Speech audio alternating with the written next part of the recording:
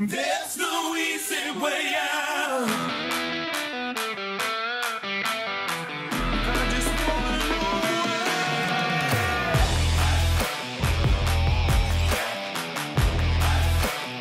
there's no easy way out. No easy way out. I'm not asking for another chance.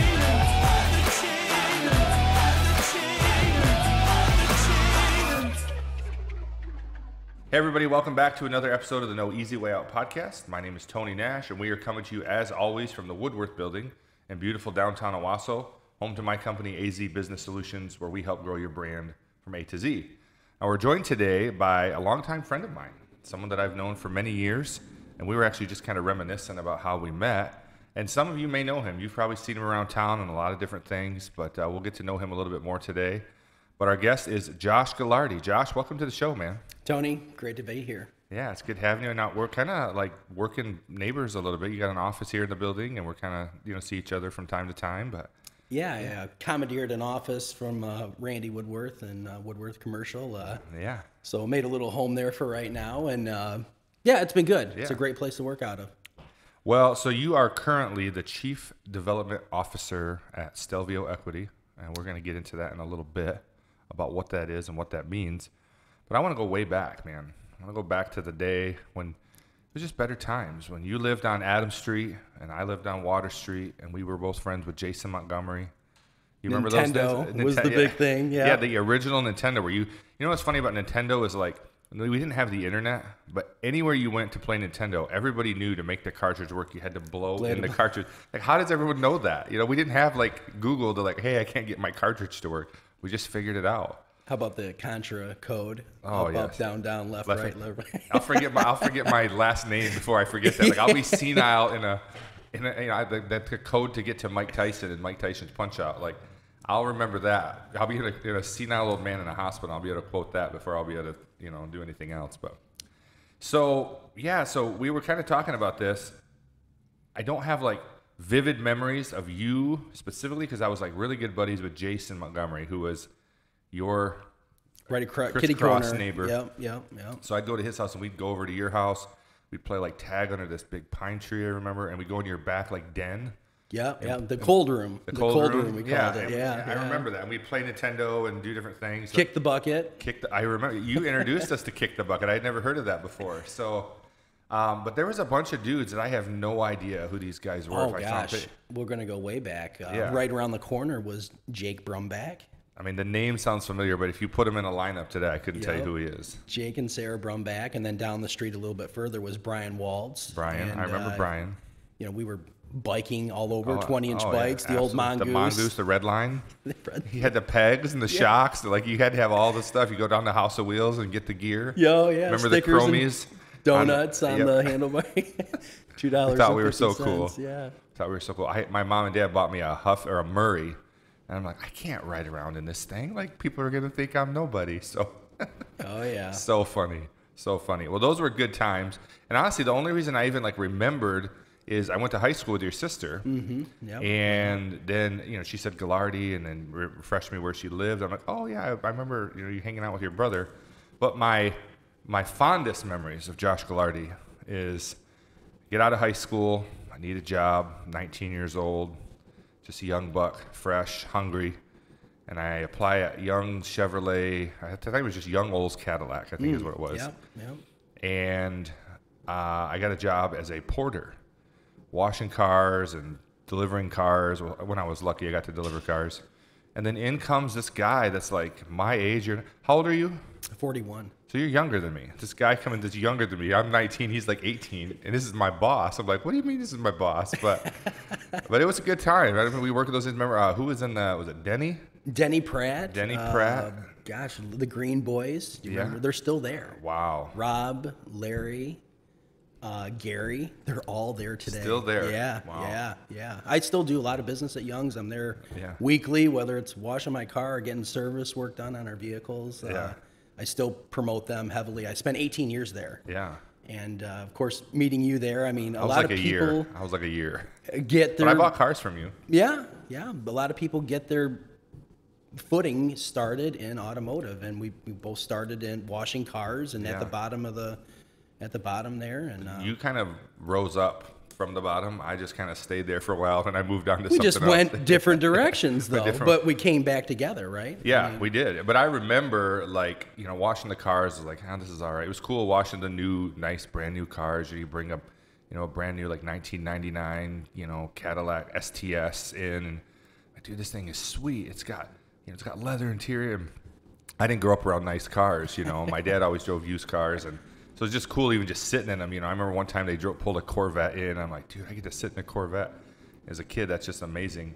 But then I remember one day, probably a couple months after I worked there, you came to me like, hey, I need you to drive this Caddy down to Auburn Hills or something to deliver it. And I was like, I get to drive this thing? And then I got to bring their old one back. Like, that was like, I thought, man, I've made it. Like, I'm getting paid to drive a Cadillac to deliver to a customer. So, well, we were always short on drivers, trying to get the next sales so quick, and you're scrambling for people to get cars that to beat the next dealer out, and that's where I really learned to hustle. And speed was always an asset. Well, speaking of speed, whoever you are, whoever I delivered the Cadillac to, just want you to know I beat the heck out of that thing on the way down there. It's 20 years later, I can say. Hopefully, they don't know who that is, but I drove that thing like I was in a NASCAR race. But anyways, don't fire me. All right, so why don't you, we kind of went down a little trip down memory lane, but why don't you tell our audience a little bit about you and kind of what you got going on today? Born and raised here in Owasso. Attended school here. Kind of had a little different background than most. I grew up in a Christian home with intact family. Dad was a pastor. Mom at the time had several different jobs, working at the Problem Pregnancy Center and Midland Brake, and actually did real estate for a little while. But born and raised here. I've got a sister, Lael, and being a PK, you typically go one of two different directions. Pastor's kid. My sister went the angel route, and I went the devil route. I went the devil route. Sorry, Mom and Dad. Long story short, I ended up divorcing, emancipating myself from the family. Just couldn't hack it at 16. Yeah. And moved out, got into all kinds of trouble. Nothing legally, fortunately. I don't know how that happened, but ended up in a teen challenge boarding school in Wheeling, West Virginia, right off of I-70, which is a trucking route there in the middle of nowhere. And I spent a year there getting my life together. And while I was there, I guess you could call it an epiphany that I was going to sell cars. And I was going to go back to Young's and tell them I'm going to start off at the bottom and I'm going to sell cars for this company. Work my way up.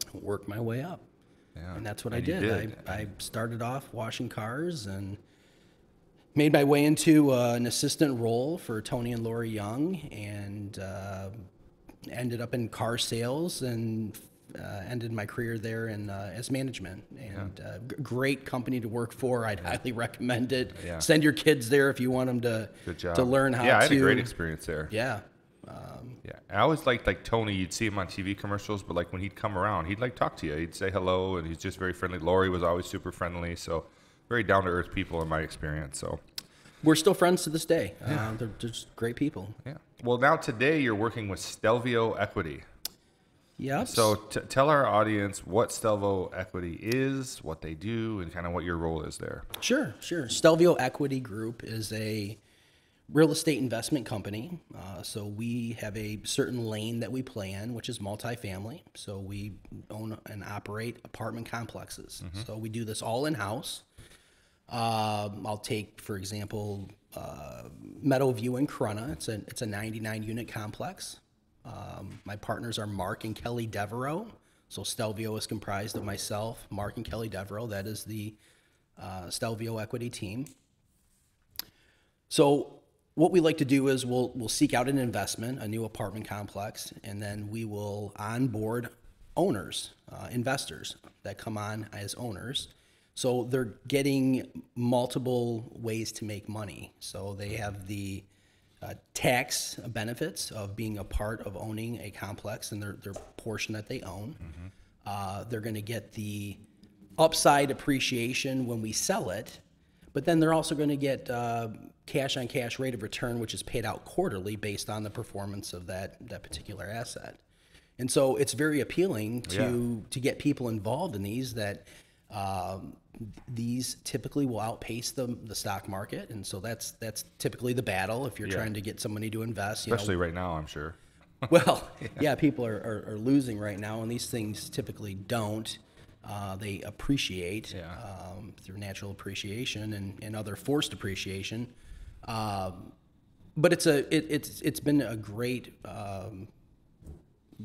field to be in. We own 3 complexes right now, one in Corunna, Alma, and Saginaw Township. So collectively, Stelvio owns and operates 204 units. Nice. Together, and we currently have a purchase agreement on a local property that we're doing a capital raise right now and kind of making our way through our due diligence period. Yeah.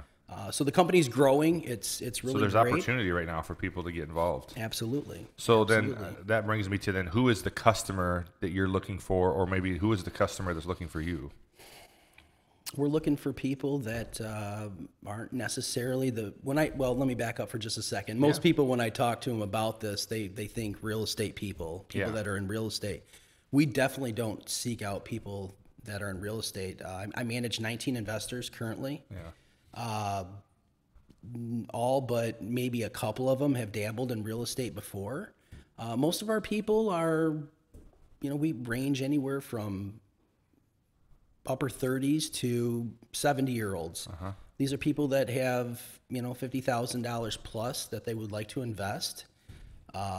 We take on sophisticated investors and accredited, which is basically an SEC guideline on what allows them to invest and how we onboard them. Yeah, no, that's good. That's good. So you're looking for someone that is got a little money, maybe more than a little money, but not a ton, looking to invest, looking for opportunities to do something that's pretty safe, pretty low risk investment, pretty certain that there's going to be a good return. Yeah, because the asset isn't really necessarily based on brick and mortar like a house where you get those waves, the ups and downs of what the value is. Right. The value is really more geared towards the cash flow of that asset. So if you're purchasing something that's under market value, the rents are low. Yeah. And you see opportunity there, and there's opportunity for management and reaching a better class of tenant, if you will, and infusing a little bit of money into that property. You can raise those, which ultimately raises the sale value of it. And so I'll throw this in there, our typical hold period is, 3 to 5 years. Okay. So we're looking to be in and out of an asset. When we produce, we'll typically have something for our investors to roll into. Or cash out if they want. Or cash out if they want to. Yeah. So there's no obligation to carry on. Okay. So in the experience, how quickly do you think that your clients are seeing a return? Usually in the first quarter. Yeah. So those cash-on-cash rate of returns, depending on the asset and where it's at and the type and the direction we're looking to go, a lot of times the real fruit, if you will, the juice is at the end when you sell. But in the meantime, you're still getting a cash-on-cash rate of return paid out quarterly. You're still seeking those tax benefits that we pass on. So we'll hire, when we purchase the asset, a third-party company like Core that will do a cost segregation. And so we're accelerating all those tax benefits. So let's just use some simple numbers here. Say you made $10,000 off that asset in year 1, you might have $100,000 in tax depreciation to offset that you can either use towards other income that you've had, or that can carry forward into years to come. Okay. Okay. So it really, there's multiple ways that you're making money. Yeah. Well, and I'm sure anyone that wants to know more information, sit down with Josh. You can explain everything clearly. Of course, your website, StelvioEquity.com. My information's all on there, my cell phone, my email. I'm all about face-to-face conversations, phone conversations. I know every one of our 19 investors, most of them personally. That's how we do business. That's how you do it. I'm always accessible, and Yeah. Well, so you're a seasoned sales executive. You've been doing this for a long time. We talked a little bit about your career at Young's, and we'll dive deeper into that here in a little bit. But you led the nation for numerous years in various sales categories, and you several times were awarded for the top superior customer service at Young's. You won some sales awards. What are some of the awards that you won? I'm kind of butchering what they were, but what were some of the awards that you got? oh, the big one that comes to my mind, I'm really most proud of is really the OnStar. I led the nation 3 consecutive years in a row in OnStar sales. Wow. So, and kind of stumbled into it. So when I was playing that role as an administrative assistant to Tony and Laura Young, they have they still cater to a lot of customers. And so I was delivering, like you were, a lot of those vehicles. And I figured out, a lot of people are doing 2-3 year leases. Mm-hmm. And so I was pitching them OnStar, and I was rolling it into their payment. Okay. So it was very affordable. It was actually cheaper on a monthly basis to roll it into their lease payment and divide it out amongst 36 or 39 month lease than to have OnStar bill them at the end of their first year for free, or 6 months or whatever it might have been.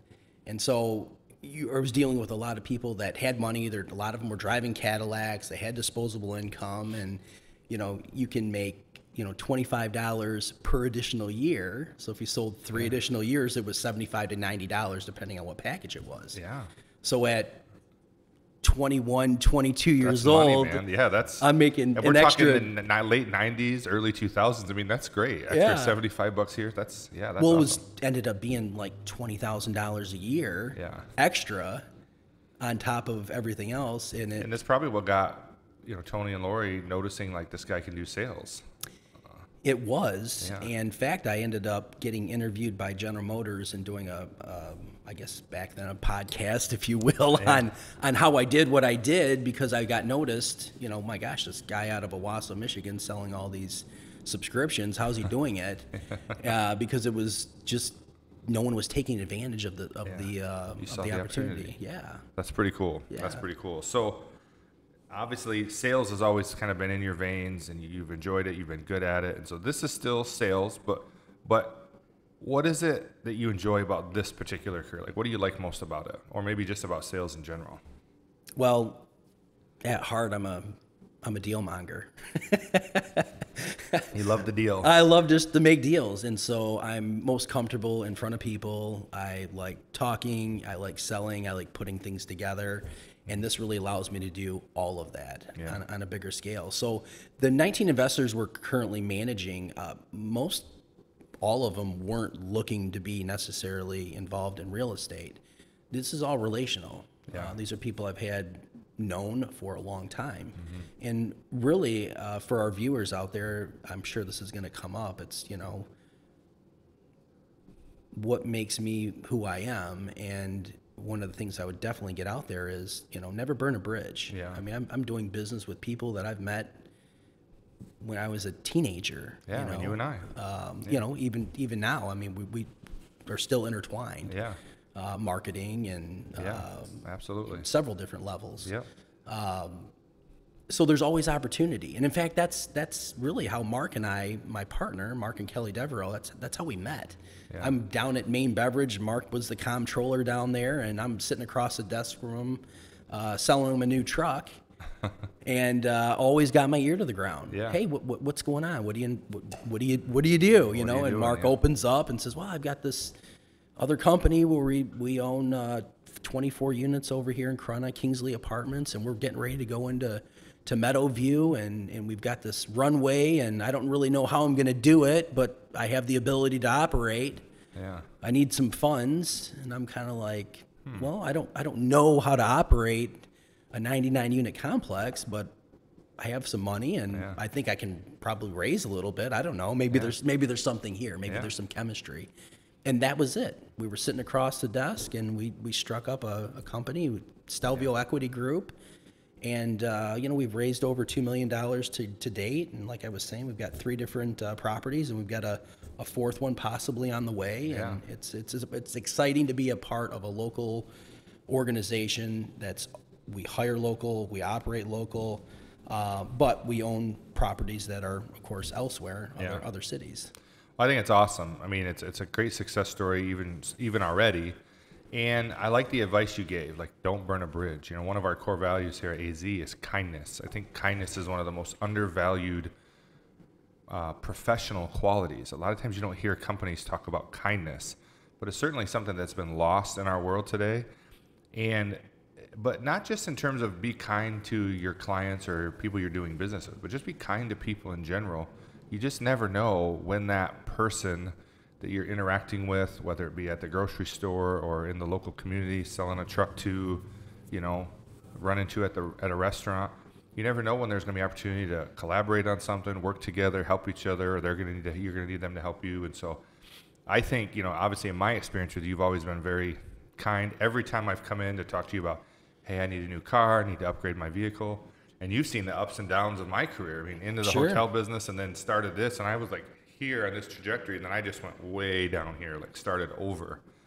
And, you've always been curious and always asked a lot of good questions and always have been, kind of there along the way. So, Tony, that's something I really learned, I would say, in automotive, and that was something that really Tony and Lori Young really pushed and just beat into my head was you never, ever, ever burn that bridge. Yeah. I mean, I can't tell you how many longtime customers that through one way or another you lose to another dealership and you're hurt. Some of these people are friends. Some of them are longtime customers, and it really grinds you, right? Yeah.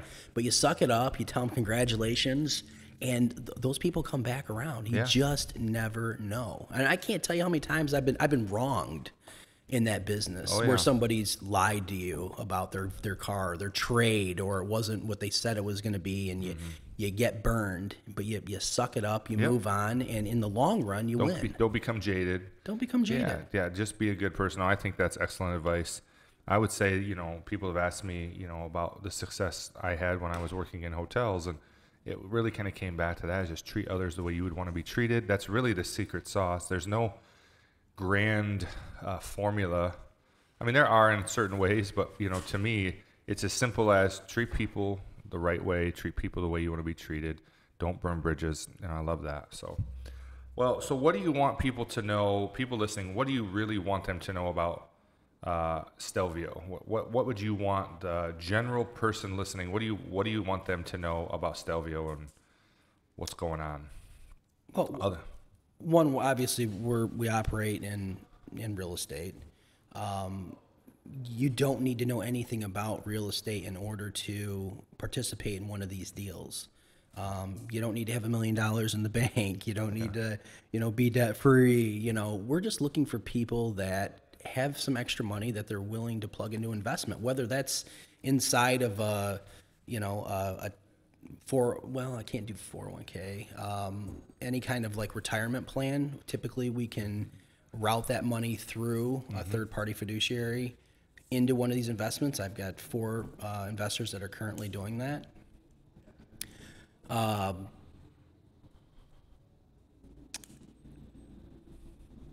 What I really like to do is get in front of these potential customers and give them a presentation and show them what Stelvio does, how we operate, what a deal looks like. It's super digestible. It takes 30 to 45 minutes depending on the questions.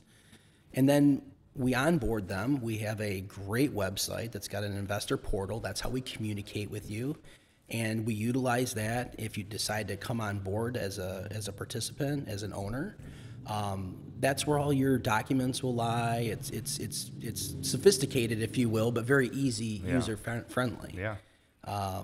So the ask really is, if you got a little money to invest out there and you're intrigued, reach out, sit down with Josh for a few minutes, let him explain it to you, let him answer your questions, and see where it goes from there. I mean, really, that's all we're looking for is a conversation. A lot of times we're meeting right down at Foster's and just talking through what it is that Stelvio does, and you can determine if that person, if they're the right customer at that time, or maybe here's what you should do to be ready to do that down the road, and just give people opportunities to know what it is and how they can be involved. More or less just want to get their feet wet just so they understand what it is. So when we do have a deal, I mean, it might be 3 months, it might be 9 months before I have something to put in front of them.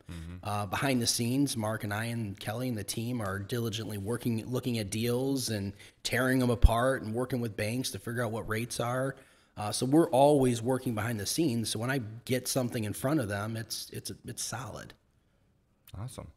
Well, we're going to give a little bit more attention to that here at the end of the show, but now I just kind of want to kind of dig deep into the man, Josh Galardi, and kind of some of the things that make you tick on a personal level. Sure.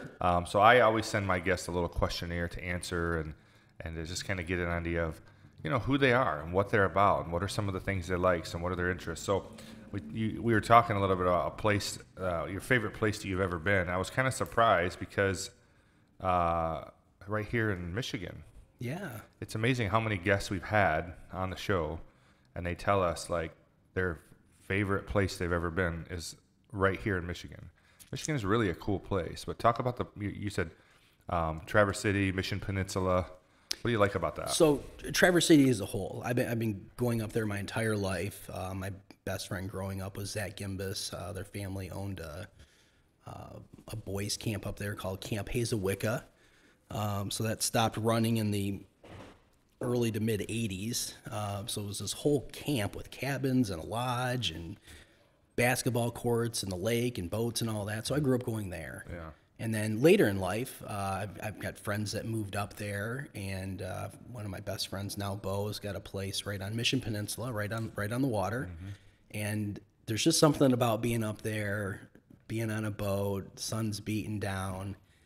You get out on that Lake Michigan, and all of your stress and worries just seem to wash away. You just forget about everything. You just forget about everything. I said that before, like if I get anywhere north of Clare, I mean, we've gone to vacations all over the place. And even when I'm on vacation, a lot of times I feel the propensity to want to answer the phone or get on and check the emails and just see what's going on.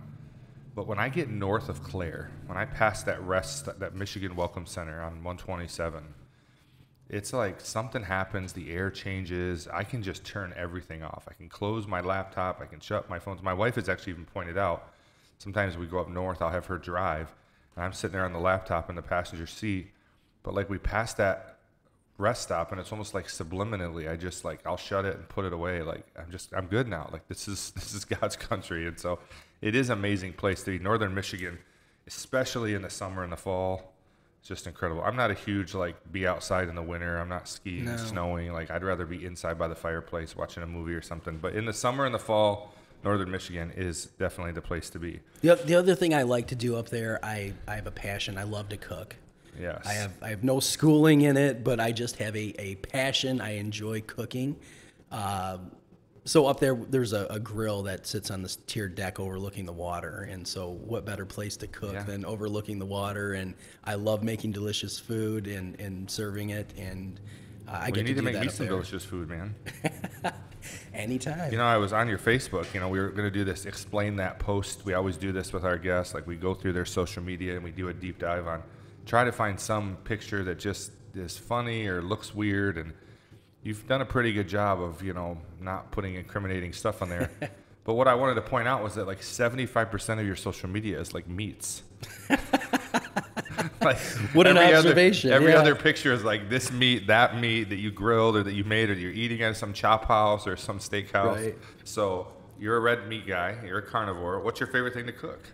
Well, let me back up. Also, Traverse City has great restaurants up there. They also have great meat markets. They got Barrett's up there. They've got Fogarelli's, Max Bauer's. So the quality of meats you can buy up there are fabulous. You can get dry aged meat up there, which is really hard to get. So a lot of times I'm buying things up there. I'm bringing it home. On our property, we built this little kind of man shack cabin. So there's a fireplace in there. There's a card table. I enjoy smoking cigars. And I've actually had business meetings out there. Yeah. But out Sounds there. like a great place for a business meeting. It is. We should have done the podcast there. Yeah. Actually, Mark and I, all of our purchases have always started with a cigar and an idea right there. And we should have done the podcast there. I Probably should have thought of it. should That would have. have been fun. but yeah, also out there I have I've got a little grill on the inside of the cabin, and on the outside I've got a Weber kettle, and then I also have a smoker. And so one of my favorite things to do is smoke brisket, pork butt, and of course you can do all kinds of different things with those, ribs, wings.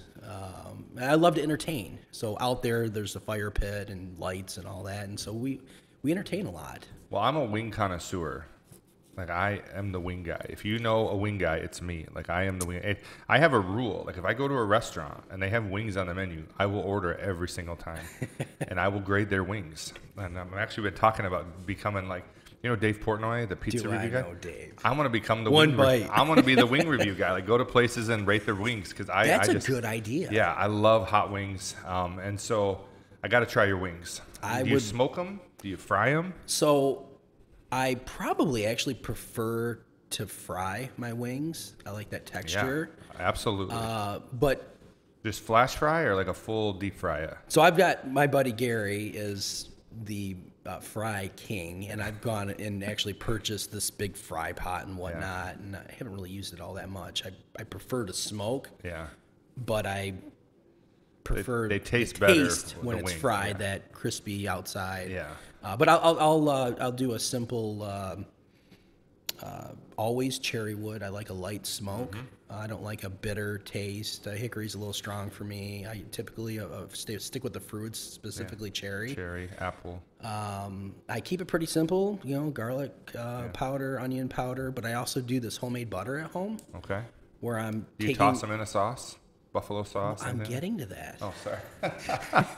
I'm getting to My that. mouth's watering, bro. Get to the sauce. So you got to hear about this homemade butter. So we have wild ramps on our property, and so this started off with taking ramps, kind of cooking them, and I'm infusing them into butter. And then I thought, well, why don't we just add in the garlic? And so I've been roasting the garlic bulbs and then squishing them in there and making my own olive oil infused. Jeez, this and is then legit.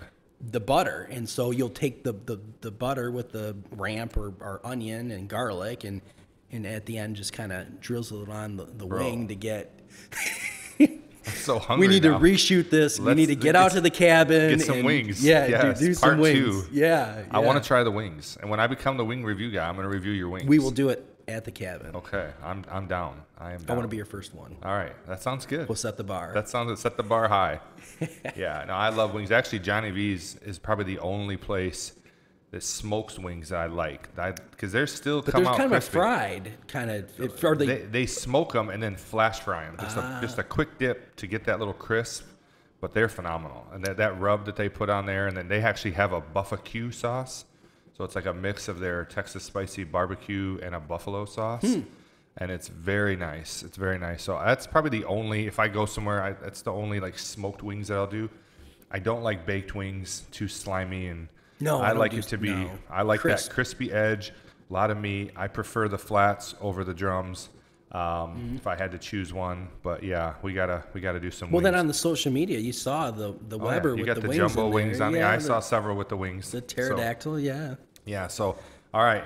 Follow up. We're gonna do a video trying the wings. I'm looking forward to that. Okay. So you know, we talk about if you're on a desert island and you get one album forever. You have a CD player and a CD. You said Metallica forever. Metallica. Yeah, I struggled with that one because I'm not really a music guy. I don't That's funny. have a. I would rather inventory. listen to talk radio or something, but I don't listen to a lot of music. But Yeah, the only time I really listen to music is maybe if I'm in the car, or definitely when I'm on the stair stepper. yeah, But that one in specific, all the songs were fantastic.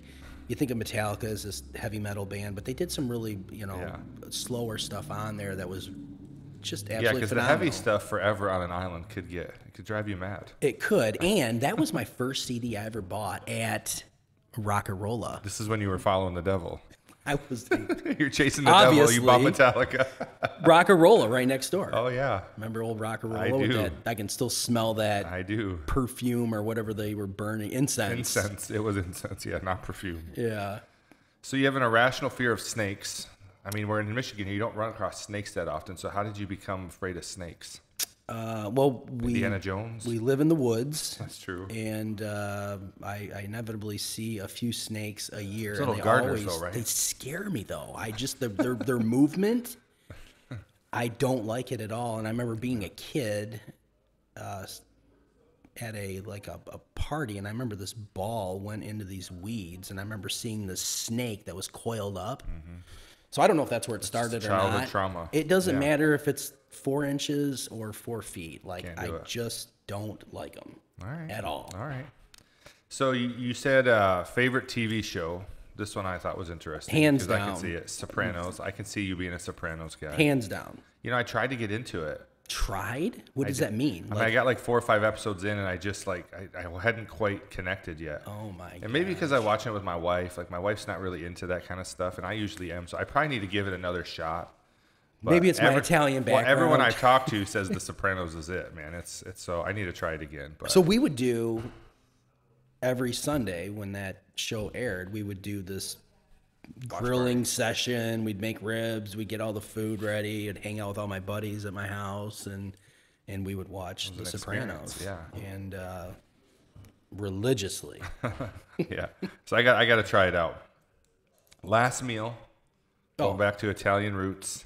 Easy. Grandma spaghetti. Grandma spaghetti. No, which I make. It's like M&M's mom spaghetti, but Mom's spaghetti. Grandma's spaghetti. Her recipe on my dad's side. So both grandmothers made their own sauce.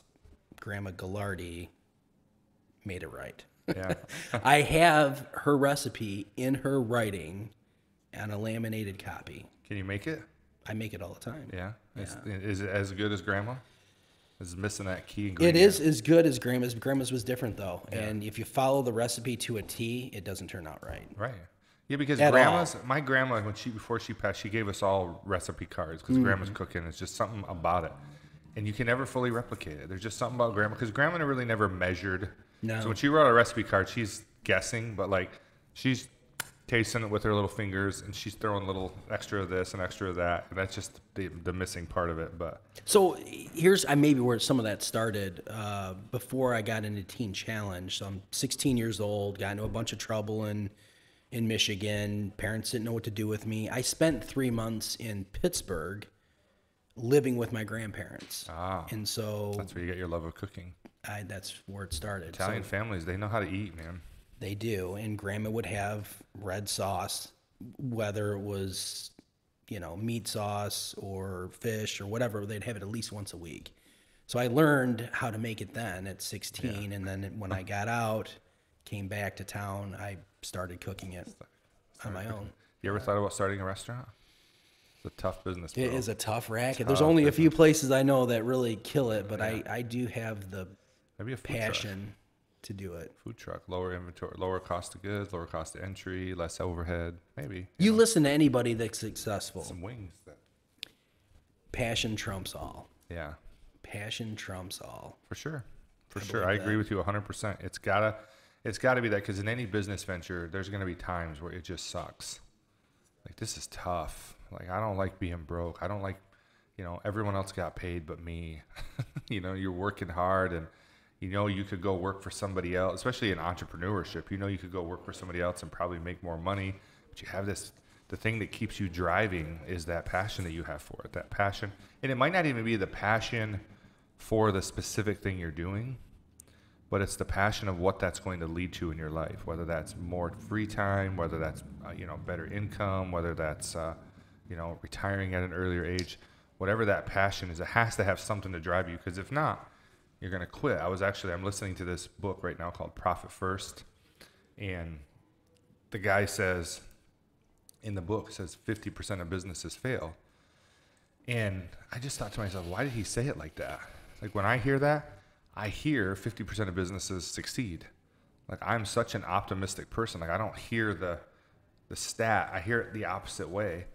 And but the fact that 50% of businesses do fail, I think probably if you were to go across, you would see that in a lot of those cases, there was just a lack of true passion for what they were doing, or they were just looking maybe for an easier path, but it wasn't something they were truly passionate about.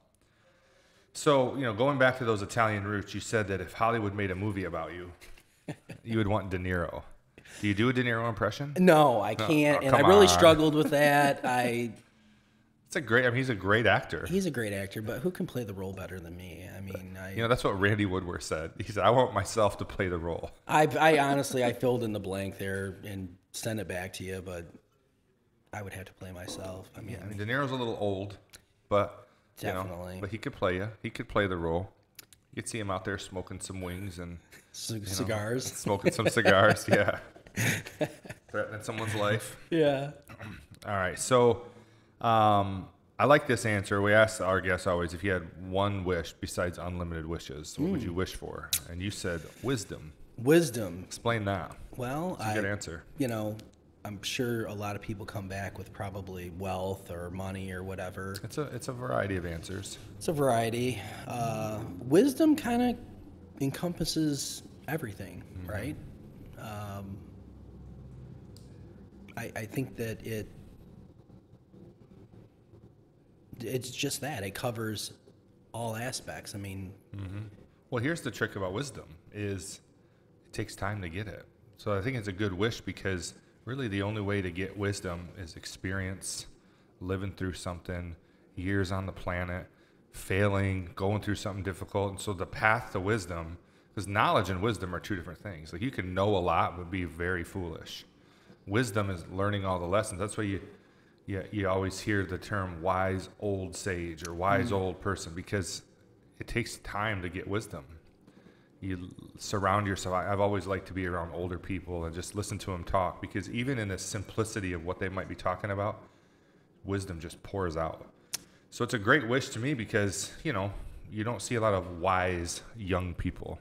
true. Wisdom happens with experience and trials and going through it and, you know, the roller coaster of the ups and downs. So probably one of the best answers I've ever heard, honestly. That is a great answer. So let's talk just a little bit about your journey, how you got here. You know, we went down memory lane with Nintendo and all those things, but you're born and raised in Owasso. You went to school right here in Owasso. Yep. Did you go to college? No schooling college past education? high school. No. So your school... Dropped out, in fact, of high school, and then went down that dark path, and then ended up looping back around. So I was taking some classes at the Baker program that they had, and that allowed me to work full time at Young's washing cars. So I was going from school from 8 to noon, and then working at the dealership from noon to 8 at night washing cars at School of Hard 18. Knocks. Yeah. They'll teach you. And so, obviously, before Stelvio, I think probably the way that most of our guests know you, most of our audience know you, is through Young's. Either they bought a car from you, or they ran into you, or they had to sign a contract, and you were part of doing that. And so you were there for how long? You said 20 years? 18 years? Yeah. And so, obviously, it was something you were good at. You were having success. You were running your own branch at one point there, the Buick dealership. So, I'd like to just say something about that. So, over the years, I've had to hire people, and the one thing you don't want to hear is, I just love cars. I think I'd be great at it. Yeah. You know, great car people aren't car people. Yeah. Interesting. We're people. Yeah. Like, I'm not a car person. Yeah. I don't know about cars. I don't to know car all the bells shows. and whistles. Yeah. I know people.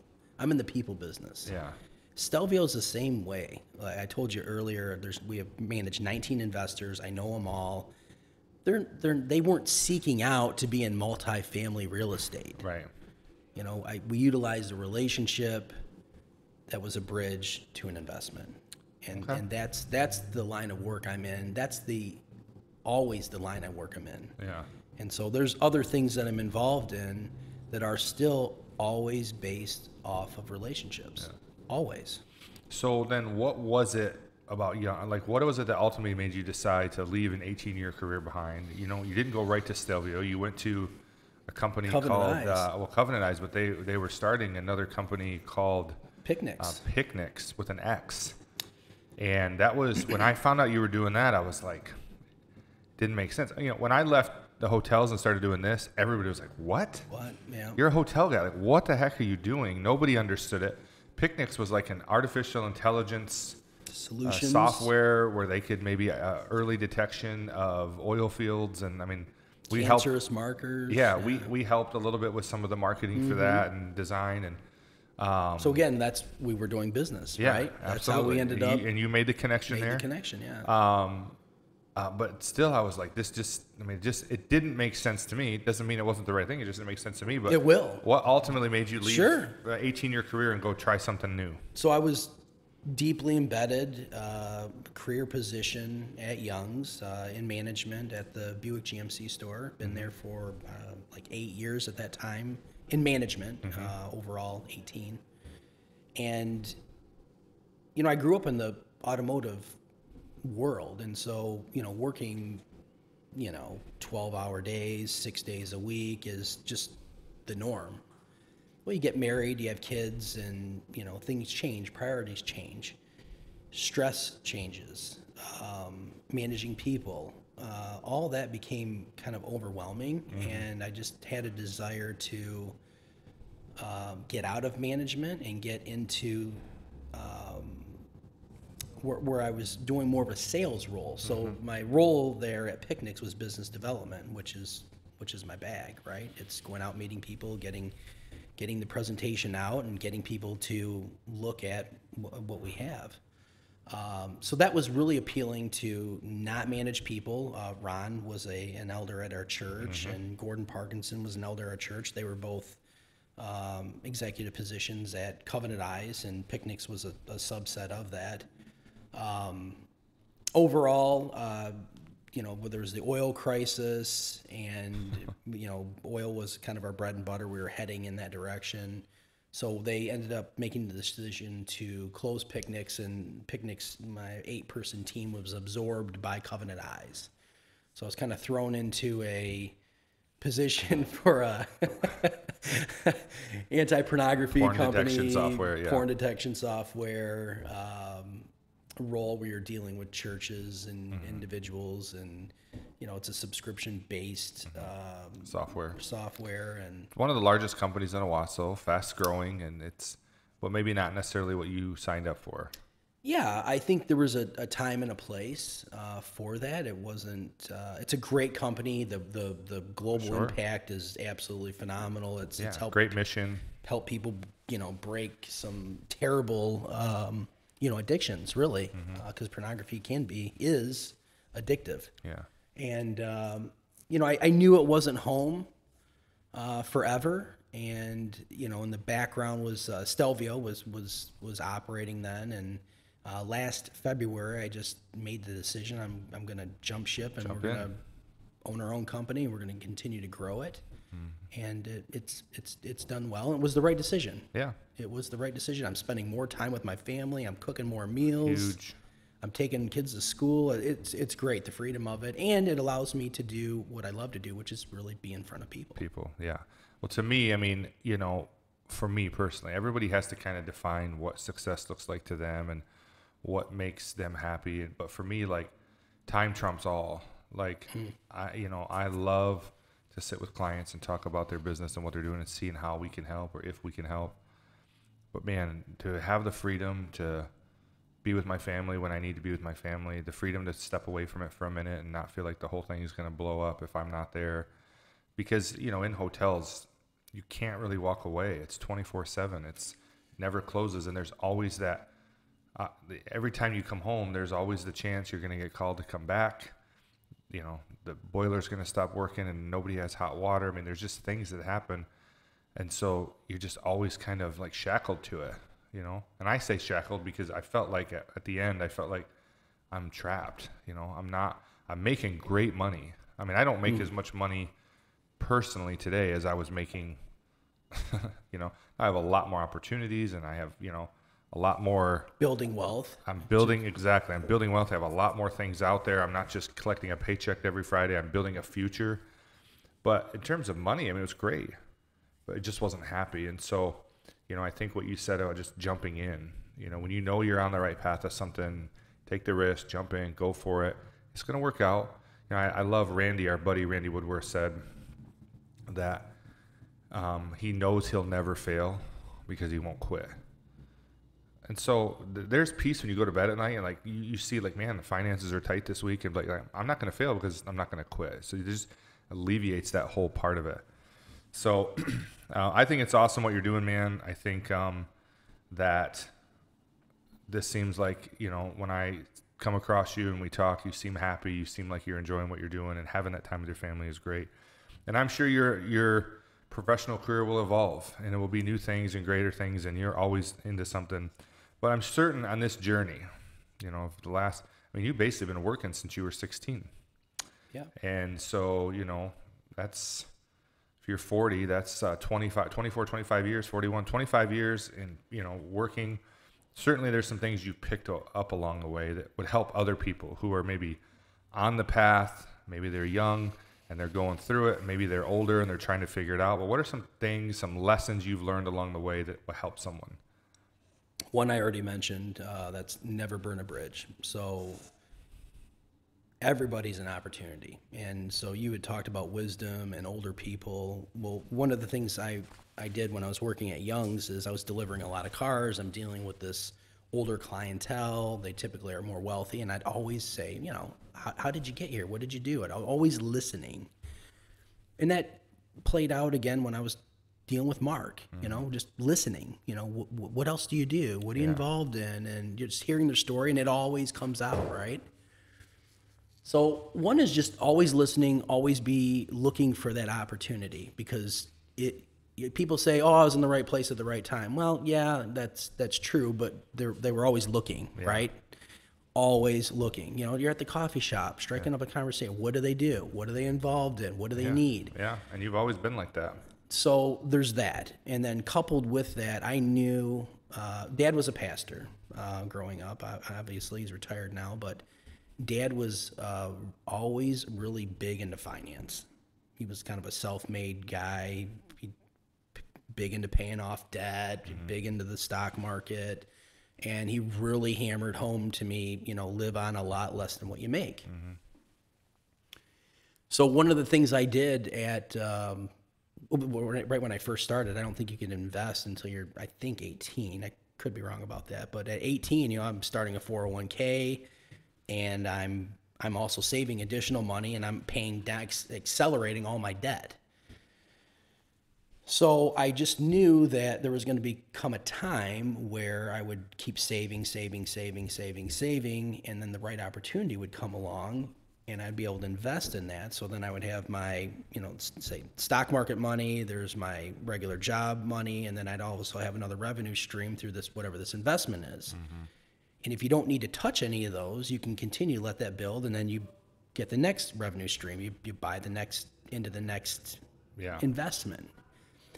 So when I'm talking with Mark and he's saying, hey, this is what I do and this is what I need, that's when I can raise my hand and say, hey, I can fill that gap. I don't know anything about what you do. That's awesome. But That's I awesome. can play that card. And if I've learned anything in business, everybody needs capital. Oh, yeah. Everybody. Yeah. Everybody needs capital. Banks are hard to deal with. I've dealt with tons of them in this line They're almost of work. impossible to deal with. They are tough, and you know, it's like their rules are, you know, it's their way or the highway. It's their playground, their sandbox. So, best advice: keep your ear to the ground, have conversations, always listen for the right opportunity. But then the other part is save for that right thing, because it will come across your plate. Well, you know, you said earlier you would wish for wisdom. And I said wisdom is gained by experience. And what you just gave there was incredibly wise advice. That is not something an 18-year-old Josh Galardi could have told anyone. That is not something, you know, an 18-year-old anyone probably could have told someone. That's something that you've learned, and you've learned not just by your dad telling you, but by experiencing it yourself and seeing the ups of it, the downs of it.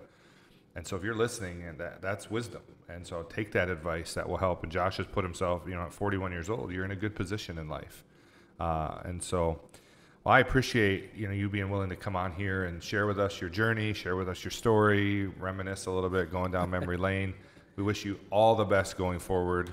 And we have a couple things we want to do before we close the show. Okay. We have this segment called Say It in 60, where we get 60 seconds to squeeze the last ounce of wisdom out of our guests. And so basically we put 60 seconds on the clock. I give you 10 rapid fire questions. And if you can answer them in 60 seconds or less, you're the winner. And you really don't win anything other than just the satisfaction that you're the winner. And if you don't, you're kind of the loser today. So hopefully you don't go home that. So, but are you ready for that? Sure, shoot. All right, you got a timer for me, Dan? All right, here we go. The timer starts now. What is a must-read book? Rich Dad, Poor Dad. What is a daily habit everyone should do? Wake up early. What is your favorite podcast? I don't do podcasts. Not a AZ, podcast. AZ, There you AZ. go. No I easy do way listen out. to it. Yeah. Michigan or Michigan State? State. What is your why? Why? Why do you do what you do? People, relations. People. Apple or Android? Apple. What is your favorite quote? Never give up. What is a must-binge TV series? I think I know this one. Sopranos. All right, last one. How much time we got? 20 seconds to tell our audience what is success to you. Success is deep, meaningful relationships and having the time to grow those. All right. 5 seconds to spare. Champion Josh Galardi, you did it, man. Thanks again for being on our show, brother. We appreciate it. We have enjoyed getting to know you over the years. Can't wait to see where you're going to go. Can't wait to see where Stelvio Equity Group is going to go. Can't wait to see how we can continue to work together and help each other and enjoy each other's career path. But before we go, I would like to give you the opportunity to look into that camera right there and tell our audience how they can find Josh Galardi and set up a meeting or find Stelvio Equity Group. Right online, StelvioEquityGroup.com. All of our contact information's on there. It also gives a really nice job of explaining a little bit about what it is that we do and who we are on there. My email's on there. My cell phone's on there. I welcome either. Love to get in front of you, make a new friend, explain what we do. Obviously, there's no commitment. We just want to expose you to what we do and how you can play in multifamily real estate. All right, great plug, man. Good job. That should be a commercial right there. So, good job. Well, again, thank you for coming along on this journey with us. Check out Stelvio Equity Group. It's a great company, great people, and Mark Devereaux is another one that's going to be on our podcast here. So thanks again for watching. As my mother always said, you can't and never could until you tried. So go out there and try something great, my friends, and don't take the easy way out. We'll see you next time.